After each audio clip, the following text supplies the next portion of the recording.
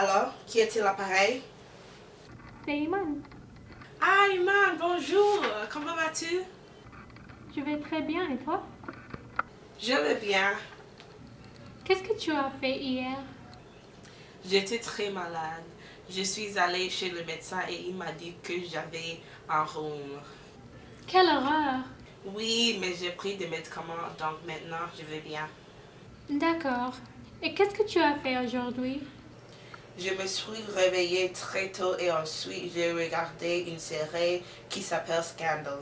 C'est un drame et c'est très intéressant. Est-ce que tu connais cette série?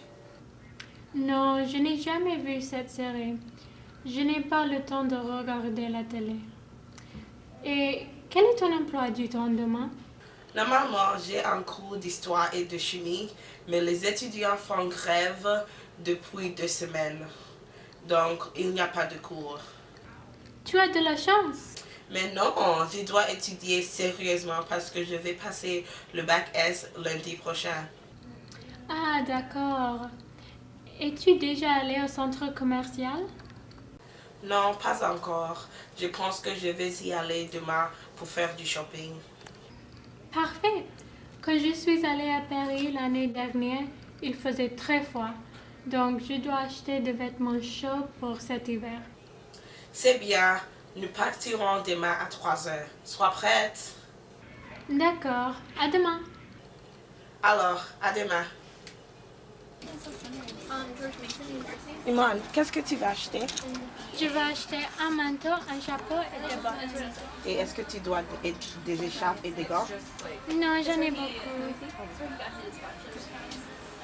Alors, j'ai des bonnes nouvelles. Dis-moi. François m'a demandé un fiancé. Non. Si, c'est vrai. Félicitations. Comment as-tu fait sa demande en fiançailles? Il était 5 heures et il m'a dit de me préparer et de me faire belle pour sortir.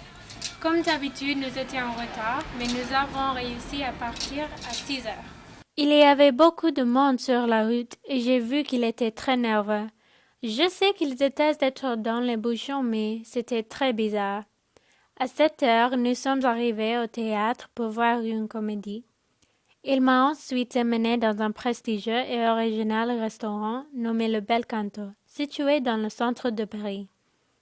La particularité de cet endroit réside dans le fait que les musiciens accompagnent notre repas. D'un seul coup, les musiciens ont chanté en anglais et non plus en italien. Il s'est rapproché de moi et s'est mis à genoux pour me demander un fiancé. Je lui ai répondu oui et tout le monde a applaudi. J'étais très heureuse. C'est le meilleur souvenir de ma vie. Oh, c'est très mignon. Il faut que nous cherchions des conseils pour être la femme parfaite. Est-ce que tu veux aller au café? Oui, allons-y. Alors, écoute attentivement. Il faut que tu fasses la vaisselle. Mais je déteste la faire. Mais Iman, il est très important que tu sois sérieuse. C'est facile. Il faut que tu fasses la cuisine. Tu dois lui préparer des aliments sains pour être en bonne santé. Il n'y a pas de problème. Je suis une bonne cuisinière et François aime toujours les repas que je lui fais. Parfait. Il est très important que tu fasses le ménage. Mais je veux une maison avec une grande cuisine, 3 chambres, un salon, une salle à manger. C'est quoi ce site? Il s'appelle femmeaufoyer.com. Mais c'est trop de travail. Iman, ne te décourage pas. Je sais que tu vas être la meilleure des femmes. Merci. Je t'en prie.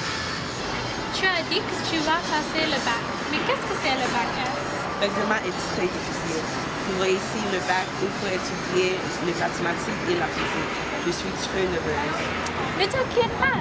Tu es dynamique et très intelligent. Merci, Iman. Tu vas réussir le bac avec mention. Qu'est-ce que tu veux faire dans la vie? Tu veux être ingénieur? Maintenant, je suis secrétaire, mais je veux devenir médecin. J'aime travailler avec les gens et les médecins ont beaucoup d'avantages sociaux et un bon salaire. Mais il n'y a pas beaucoup de projets. Tu vas être un bon médecin. J'en suis sûre. Désolée, je dois rentrer chez moi pour cuisiner les repas et être la femme parfaite. À bientôt, mon ami. Au revoir. Au revoir.